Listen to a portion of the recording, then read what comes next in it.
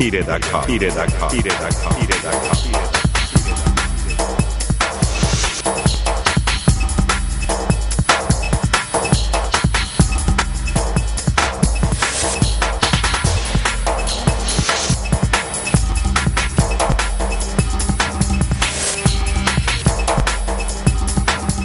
2001 সালের পরের দিন, 1 অক্টোবরের পরের দিন 2 তারিখ সকালে আমাদের অফিসে বিএনপি হামলা করে এবং একযোগে উপজেলার বিভিন্ন ইউনিয়নে একই স্টাইলে হামলাটা শুরু হয়। বকুলবাড়িয়া ইউনিয়ন, যেটি এখন 2টা ইউনিয়নে বিভক্ত, কলাগাছি এবং বকুলবাড়িয়া, ও ভাগ হবে, ইউনিয়ন দুটো ভাগ হবে, এই বিষয়ে পরে উপজেলা পরিষদে একটা ডিসিশন ছিল। তা আমি এবং বর্তমানে গলাচিপা উপজেলা আওয়ামী লীগের সহসভাপতি, তৎকালীন ওই ইউনিয়নের চেয়ারম্যান দুলাল চৌধুরী, আমরা দুজন উপজেলা পরিষদে যাই। উপজেলা পরিষদে কিছুক্ষণ থেকে দুলালদা তার কাজে চলে যান, আমি আমার মতো করে একটা রিক্সা নিয়ে বাসার দিকে আসতে থাকি। পথিমধ্যে পেছন দিক থেকে হঠাৎ করে দুটো রিক্সায় 6 জন নেমেই এলোপাতারিভাবে কোপ শুরু করে। আমি 97 সনে ইউনিয়ন পরিষদের চেয়ারম্যান নির্বাচিত হয়েছিলাম বিনা প্রতিদ্বন্দ্বিতায়। চেয়ারম্যান হওয়ার পর আমি 3 বছর চেয়ারম্যানই করতে পারছিলাম। এর মধ্যেই জোট সরকার, ওই জামাত, বিএনপি এরা ক্ষমতায় আসার পর আমি আর 2 বছর চেয়ারম্যানই করতে আমাকে দেয় নাই। কোনো মিটিংয়েও আমাকে ডাকে না, কোনো কাজকর্ম কিছুই আমাকে করতে দেওয়া হয় নাই। প্রথম দিকে বেশ কয়েকটি কোপ আমার শরীরের বিভিন্ন জায়গায় লেগে যায়, পায়ে 2 পায়ে 2টো কোপ লাগে, আমার পিঠের উপর একটা কোপ লাগে, প্রচুর রক্তক্ষরণে আমার জুতো পিছলে হয়ে গেছিল, আমার পা ফসকে আমি পড়ে যাই। ওই সময় আমার বুকের উপর একটা কোপ দেয়, এই কোপটা আমি ধরে ফেলি দাসহ।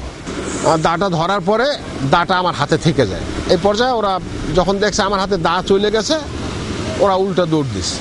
এর এক পর্যায়ে পুলিশ পিকআপ ভ্যানে করে আমাকে থানায় নিয়ে যায়, সেখানে চিকিৎসা হয়। এরপরে চলে যাই আমি, আমাকে ঢাকা রেফার করা হয় পঙ্গু হাসপাতালে। এরপরে নির্বাচন হইল। নির্বাচনে রাত্রি আর কি সব ভোট টোট পিটাইয়া বাক্স ভরা হইল। বেলা 10টার মধ্যে ডিক্লেয়ার হয়ে গেল।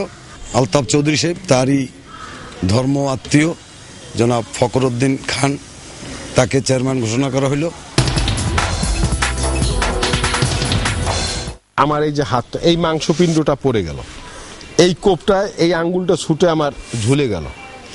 আমার পিঠে, কোমরে, রানে, 2 পায়ে এবং এই হাতি আরো 3টা কোপ আছে। এটা 2টো দেখালাম, এখানে কোপ আছে 3টা। ফেরাতে গিয়ে আমি যখনই কিছু ধরতে যাই, আমার পঙ্গু হাত আমার চোখে, আমার সেই ধরায় বাধা হয়ে দাঁড়ায়, আমি ধরতে পারি না। এরপরে এই 8 বছর তো বিভিন্ন রকমের নির্যাতন, মামলা মোকদ্দমা, আমার ছেলের নামে বিভিন্ন রকমের মামলা মোকদ্দমা দিয়ে হয়রানি করা হয়েছে। তারপর এক পর্যায়ে আমি এই গলাচিপা ছেড়ে ঢাকা চলে গেছি। ছেলে পান নিয়ে ঢাকা যাইয়া 2 বছর থাকছি।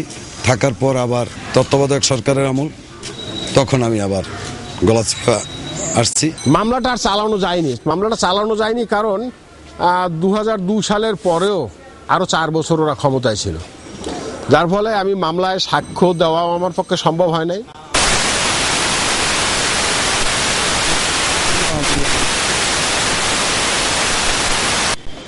এটাই ছিল আমার বড় অপরাধ। এবং আমি নির্বাচনে আমার বলিষ্ঠ ভূমিকা ছিল, জনপ্রিয়তা ছিল, এইটাই ছিল আমার অপরাধ। 13টা মামলা ছিল প্রথম দফায় 2001-এর মধ্যে।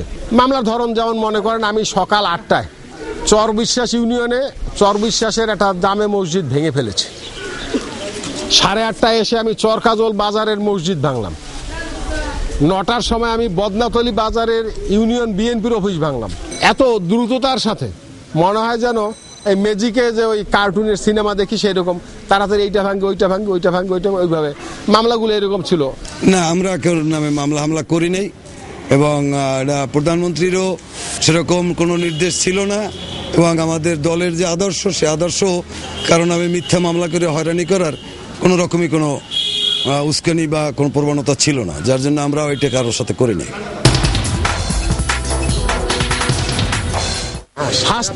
শাস্তি কে না চায়? যারা আমাদের উপর অত্যাচার নির্যাতন করেছেন, আমরা অবশ্যই তাদের শাস্তি চাই। আওয়ামী লীগ, বিএনপি, জাতীয় পার্টি, জামাত যেই যাই করুক না করুক, কিন্তু মানুষের উপরে যে অত্যাচার নির্যাতন, এটা যাতে আর কখনো না হয়, এটা আমরা এই বর্তমান সরকারের কাছে আমাদের এটা কামনা।